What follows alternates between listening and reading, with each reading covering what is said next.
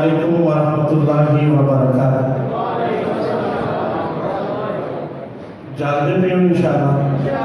पक्की गल है। अच्छा माशाअल्लाह सजा चुका जेड़े जेड़े सौए माशाअल्लाह सारे जागते। सिर्फ दुआ करनी है अल्लाह पाक हाफिज़ अबू सुफियान सल्फी साहब और उन्होंने फ़कार ईमान वाली सेहत वाली लंबी ज़िंदगी अता फरमाए। उन्होंने हुक्म है कि एक नाम नज़म 10 और 12 मिनट के अंदर पेश करो तो फिर उस बाद इंशाअल्लाह साडे महबूब खतीब हज़रत मौलाना कारी मोहम्मद हनीफ रबानी साहब हाफिज़हुल्लाह तुआडे नाम कलाम होंगे। तो मैं बिला तमहीर इंशाअल्लाह बड़ी मोहब्बत नाल बड़े प्यार नाल बड़ी अकीदत नाल नबी पाक सल्लल्लाहु अलैहि वसल्लम की शान अंदर नात को गान करांगा। उस तो बाद मक्के मदीने के हवाले नाल 2-3 जुमले के फिर मेरा सलाम है तो जो है ना इंशाअल्लाह।